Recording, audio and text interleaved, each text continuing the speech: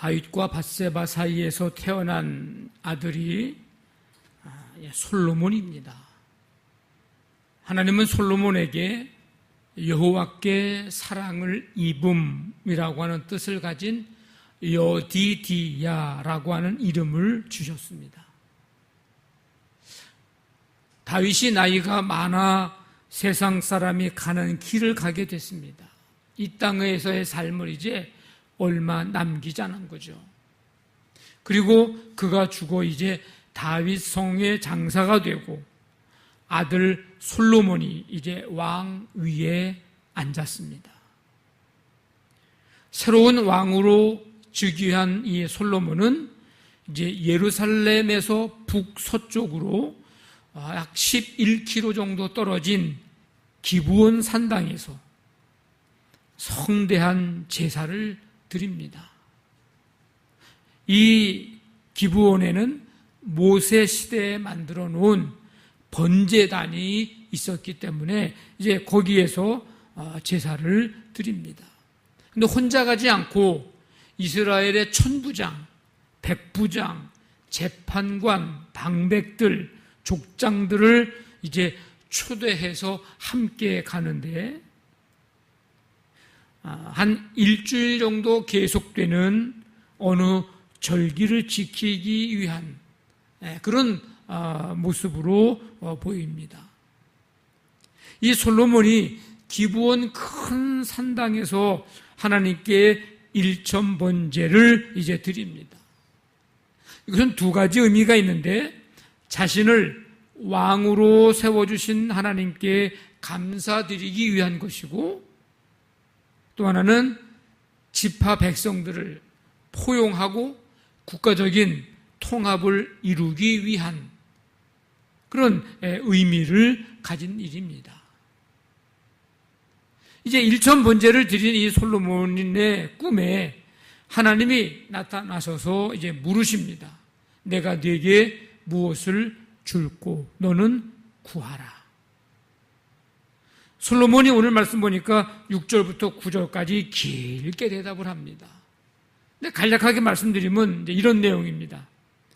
내 아버지 다윗에게 큰 은혜를 베풀어 주셨고 이제 아버지 다윗을 대신해서 내가 종이 왕이 되게 하셨는데 저는 작은 아이입니다. 출입을 할 줄 알지 못합니다. 주의 백성들이 이렇게 많은데 누가 이 많은 주의 백성을 재판할 수 있겠습니까? 저에게 듣는 마음을 주셔서 주의 백성을 재판하여 선악을 분별하게 하옵소서. 너는 구하라. 내가 뭘 줄까? 그러니까 솔로몬이 대답한 내용이 이 내용입니다. 하나님께서 그 솔로몬이 하는 이야기를 들으시고 마음에 들어하셨어요. 흡족해 하셨습니다. 그래서 솔로몬에게 지혜롭고 총명한 마음을 주셨습니다. 뿐만 아니라 하나님은 솔로몬에게 부귀와 영광도 주셨습니다. 약속을 하나 더 해주셨는데 다윗이 행한 것 같이 하나님의 법도와 명령을 지키면 장수할 것이라고 하는 약속까지도 하나 더 해주셨습니다. 그러고 나서 이제 꿈에서 깨어나서 다시 예루살렘으로 돌아와서 하나님의 언약궤 앞에서 번제와 감사의 제물을 드리고 잔치를 베풀었습니다. 이제 예루살렘으로 돌아와서 하나님 앞에 제사를 드렸다고 하는 것은 이제 앞으로 솔로몬이 예루살렘 성전을 짓고 성전 건축을 하게 되는 그 서막을 보여주는 그런 모습임을 우리가 알게 됩니다. 이 일천번제, 이것은 솔로몬이 1000번의 제사를 드렸다는 의미보다는 희생 제물의 숫자를 의미합니다. 1000번의 제사를 드리려면 하루에 아침, 점심, 저녁 3번을 드린다고 해도 10개월 이상 드려야 합니다. 하루에 한 번씩이라고 하면 왕이 예루살렘을 비워두고 3년 되는 시간을 지금 기브온에 머물러서 거기서 번제를 드렸다는 건데 현실적으로 좀 어려운 얘기입니다.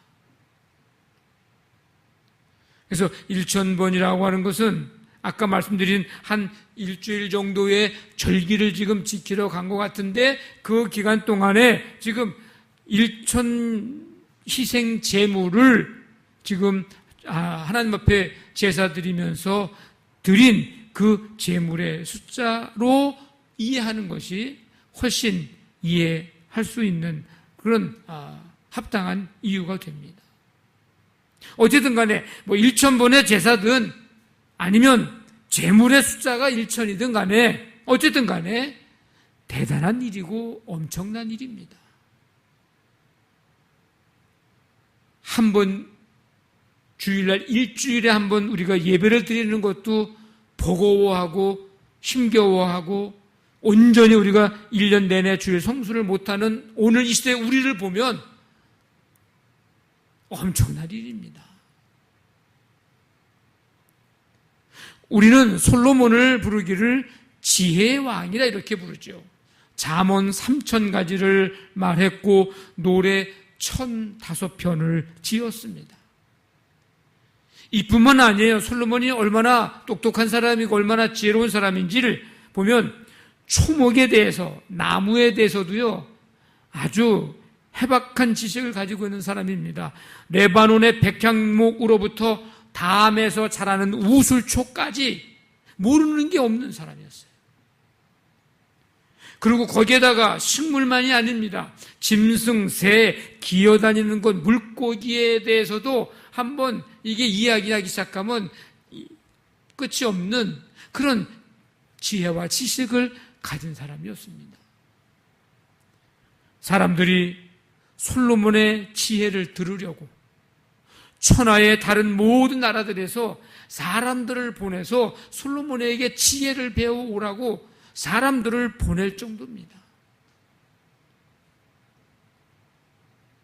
그래서 제가 농담 반, 진담 반으로 해서 잠언이나 전도서나 시편이나 요 말씀을 100번만 읽으면 엄청 지혜로운 사람이, 분별력을 가진 사람이 된다고. 제가 훈호 군대 가기 전에 제가 그런 부탁을 했어요. 로스쿨에 가서 앞으로 이제 제대하고 나서 공부할 텐데 군대에서 잠언 말씀을 많이 읽고 나오라고 그랬어요. 검사가 되든 변호사가 되든 판사가 되든 하나님의 이 잠언의 말씀이 반드시 필요하니까 많이 읽고 나오라고. 그만큼 우리에게 지혜를 주는 그런 말씀이 있기 때문입니다.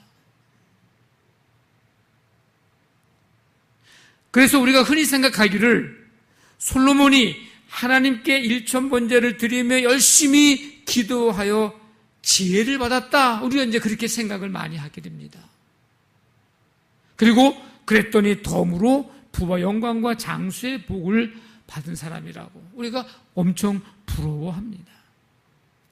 그래서 어떤 사람은 매일 헌금을 드리면서 1000일 동안 기도를 해야 된다고 해서 그렇게 하는 사람도 종종 있습니다.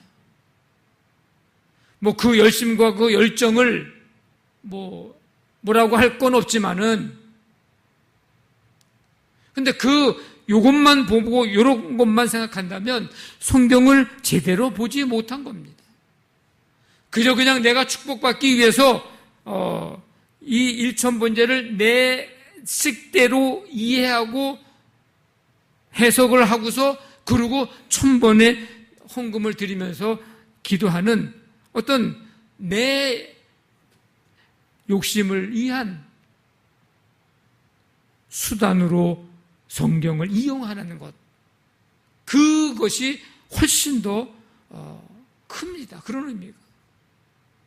성경을 제대로 보지 못하는 거예요. 지혜는 그렇게 해서 하나님께 억지로 받아내는 그런 게 아니라는 것입니다. 성경에 뭐라고 얘기하고 있어요? 지혜가 뭡니까? 여호와를 경외하는 것이 지혜의 근본이라고 말합니다. 잠언 9장 10절에 보니까 여호와를 경외하는 것이 지혜의 근본이요, 하나님을 아는 것이 명철이니라. 솔로몬이요, 항상 지혜가 있었던 게 아닙니다.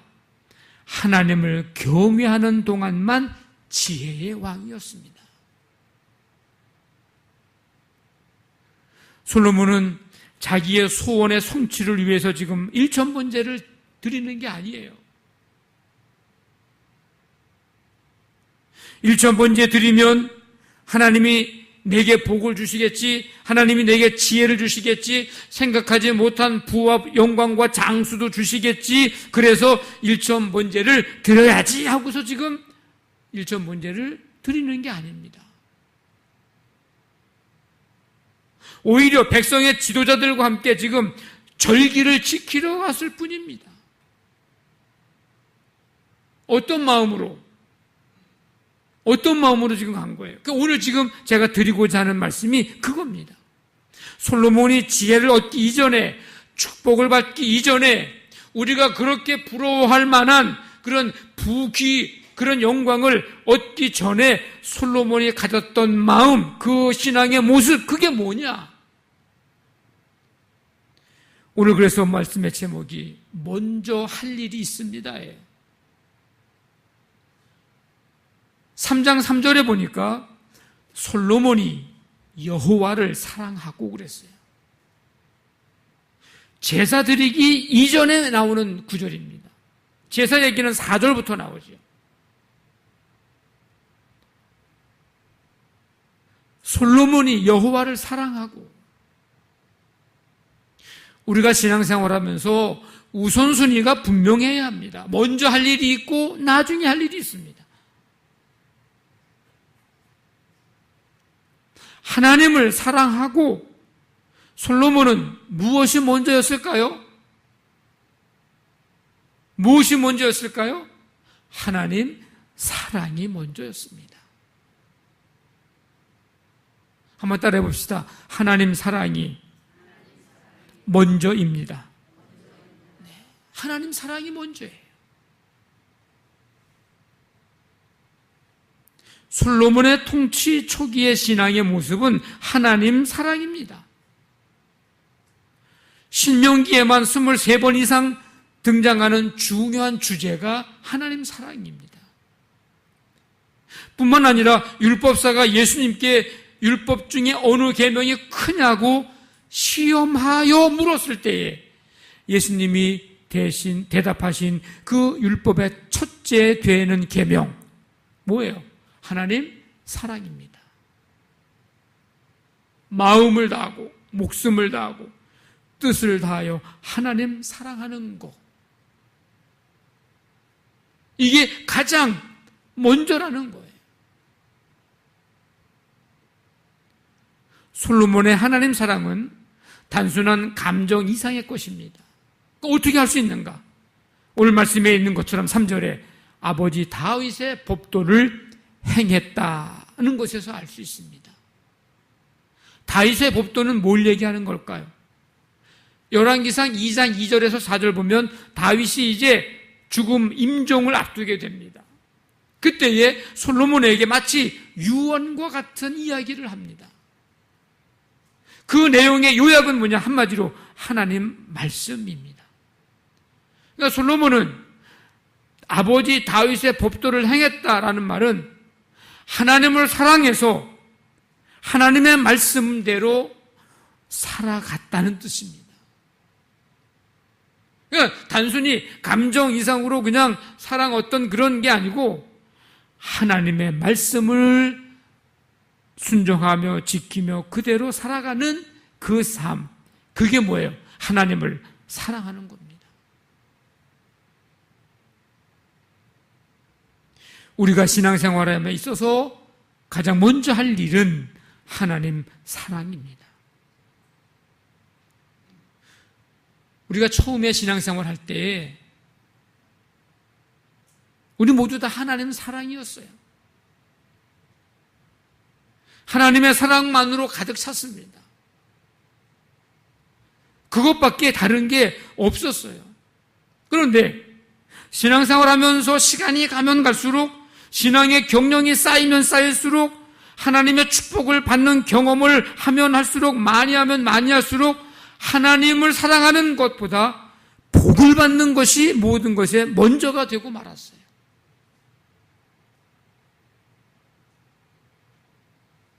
하나님을 사랑하는 것보다, 하나님을 향한 사랑보다 내 삶의 모든 것이 잘 되는 게 먼저가 되어버렸어요.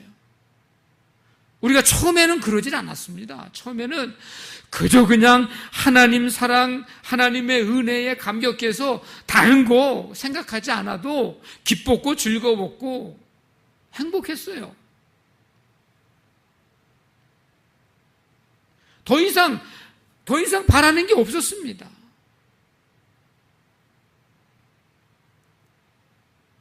근데 하나님의 그 사랑, 그게 먼저가 아니고 다른 게 먼저가 되다 보니까 하나님께서 복을 주시지 않으면 하나님을 향한 나의 사랑도 없어지고 마는 거예요.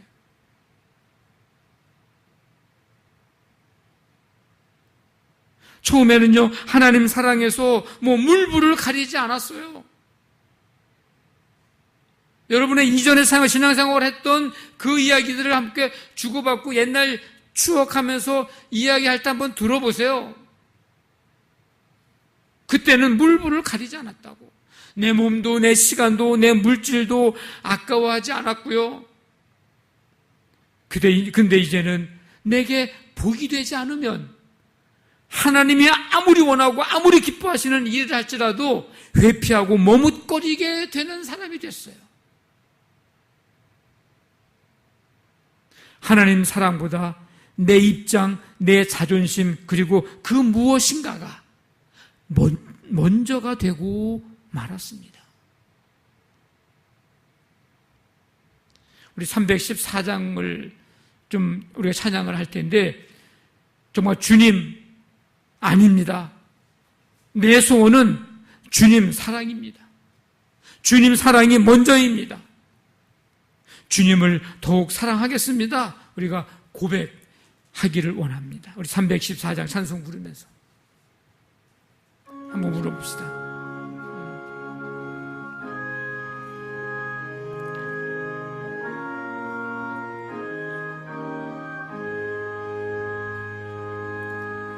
내 구주 예수를 더욱 사랑, 엎드려 비는 말 들으소서.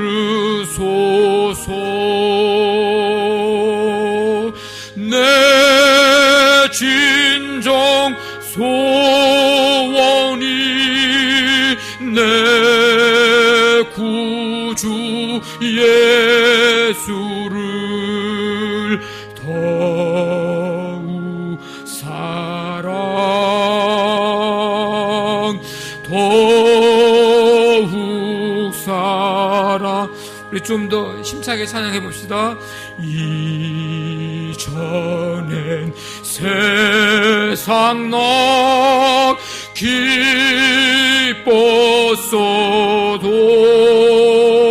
기뻤어도 지금 내 기쁨은 오직 예수. 다만 내 비는 말 내 구주 예수를 더욱 사랑, 더욱 사랑. 세상 떠날 때 이 세상 떠날 때 찬양하고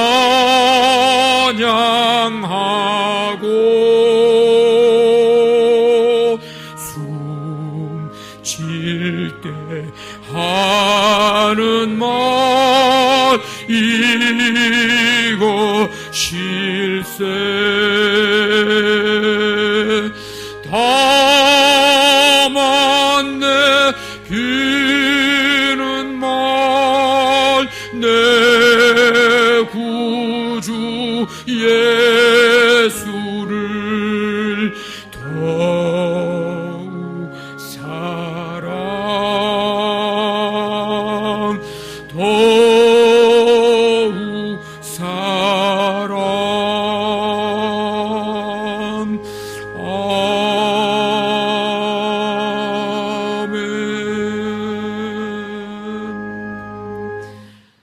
다만 내 비는 말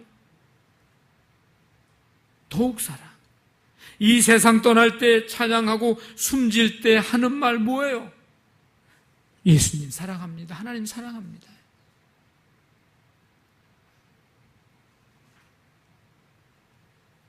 예수님이 부활하신 후에 디베리아 호수, 갈릴리 호수, 갈릴리 바다에 있는 제자들에게 나타나셨습니다. 거기에서 베드로, 도마, 나다나엘, 세베대의 두 아들 야고보와 요한, 다른 제자 둘이 있었습니다. 베드로를 위시해서 이제 물고기를 잡으러 이제 가게 되는데, 사실 제자들은 지금 갈릴리 호수에서 있으면 안 되는 사람들이잖아요.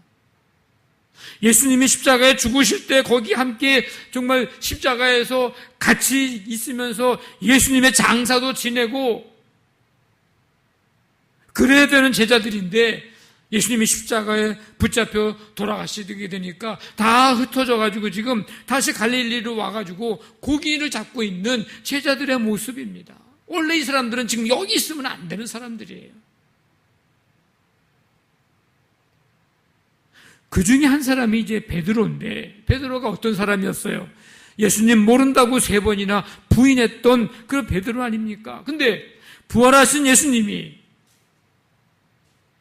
자신을 십자가에 죽기 직전에 모른다고 3번씩이나 부인했던 그 베드로를 부르신 것도 아니고 이리 오라고, 나 부활했으니까 갈릴리에 있는 베드로 불러오라고 그런 것도 아니고 예수님이 갈릴리로 찾아가셔서 지금 베드로를 만나시는 겁니다. 그 베드로를 회복시키시고 다시 부르셔서 제자의 삶을 살아가도록 하기 위함인데, 근데 그때 예수님이 베드로에게 하신 질문이 뭐예요? 질문이, 너 그때 나 부인할 때 어떤 마음이었냐? 뭐 등등 해서 그때의 마음, 그때의 상황을 예수님이 묻지 않으시고, 요한의 아들 시몬아, 내가 이 사람들보다 나를 더 사랑하느냐? 내가 나를 사랑하느냐? 이 질문을 3번 물으십니다. 베드로 뭐라고 대답했어요? 내가 주님을 사랑하는 줄 주님께서 아십니다. 주님을 향한 사랑의 고백을 드립니다. 그런 베드로에게 다시 사명을 맡겨주셨죠. 내 양을 치라, 내 양을 먹이라. 왜 베드로에게, 갈릴리에 있는 베드로를, 고기 잡는 베드로를 다시 옛사람으로, 옛 고향으로 돌아가서 지금 있는 그 베드로를 찾아가셔서 왜 다른 건 묻지 않으시고 네가 나를 사랑하느냐고 물으셨을까요? 하나님 사랑이, 주님 사랑이 먼저예요. 왜 부인했냐고 거기서 따져 물은 줄 뭐 할 거예요? 이미 예수님은 죄와 사망과 죽음의 권세를 이기시고 부활하신 다음인데, 그것이 베드로를 회복시키는 데는 아무 소용없는 거예요. 주님의 사랑, 주님을 사랑하는지, 그것이 그의 사명을 회복하는데 그게 우선이고 그게 먼저거든요. 여러분, 하나님 사랑이 먼저가 되기를 바랍니다. 모든 것이 하나님 사랑해서 하는 것이어야 합니다. 어떤 분은 화를 내거나 이 얘기 듣고 흥분하면서 이렇게 말할지 몰라요. 우리가 하는 게 다 하나님 사랑해서 하는 거지, 그럼 하나님 사랑하지 않는데 그렇게 할 수 있나요? 이렇게 흥분하면서 이야기할 수 있을지도 모릅니다. 그러나 흥분할 게 아니라 한번 곰곰이 한번 생각해 보시라고요. 이 기회에 한번 우리의 신앙을 한번 점검해 보십시오. 정말 하나님의 사랑이 먼저였는가? 교회에 오는 게 하나님 사랑해서 오는 겁니까, 여러분? 예배 드리는 것이 하나님 사랑해서입니까? 전도하는 일, 찬양대 교사, 속회 지도자로, 선교회 임원으로, 또 어떤 물질을 후원하고 누구를 대접하고 선물을 하고 누군가를 위해서 중보기도 하는 이런 모든 것들이 정말 하나님 사랑해서 하는 일인지, 지금까지 그런 마음으로 하셨다면 계속해서 그 마음 변치 않기를 바라고, 혹 그렇지 못했다면, 그렇지 않은 거라고 한다면 오늘 이후로 먼저 하나님 사랑해서 하는 것이기를 간절히 바랍니다. 그럴 때에 주님의 일이 즐겁고, 그럴 때에 하면서 기쁨이 생기고요, 그럴 때에 우리의 신앙이 바른 모습으로 성장하고 성숙해져 가는 것입니다. 솔로몬이 하나님을 사랑해서 하나님의 계명을 지키는 삶을 살았듯이 우리도 하나님 사랑해서 하나님의 말씀 따라 사는 자 되기를 바랍니다. 하나님을 사랑하는 자에게 어떤 일이 일어나는지 하나님께서 주신 말씀이 분명하게 우리에게 가르쳐주고 있는데, 하나님을 사랑하는 자, 곧 그의 뜻대로 부르심을 입은 자들에게는 모든 것이 합력하여 선을 이루느니라. 우리는 합력하여 선을 이루는 데는 관심이 있는데 하나님을 사랑하는 자는 관심이 없어요. 근데 먼저는 뭐예요? 하나님을 사랑하는 자들에게 모든 게 합력하여 선을 이루는 거죠. 아무에게나 합력하여 선을 이루는 게 아니라는 거죠. 먼저가 무언가를 우리가 중요하게 알아야 합니다. 하나님 사랑하는 것이 이런 축복이 그들에게 있습니다. 하나님께서 자기를 사랑하는 자들은 다 보호하시고, 하나님께서 하나님을 사랑하는 자들을 보호해 주신다. 이것만큼 큰 축복은 또 없습니다. 나를 사랑하는 자들이 나의 사랑을 입으며, 여러분, 하나님의 사랑 받고 싶잖아요. 그러면 하나님을 먼저 사랑하십시오. 하나님을 사랑하는 자들이 하나님의 사랑을 입습니다. 이것만큼 큰 축복은 또 없습니다. 우리의 삶에 항상 먼저 해야 할 일, 그것은 하나님 사랑, 하나님 사랑이 먼저라는 사실을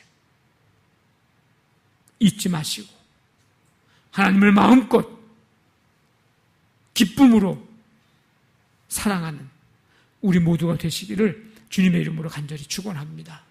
아멘.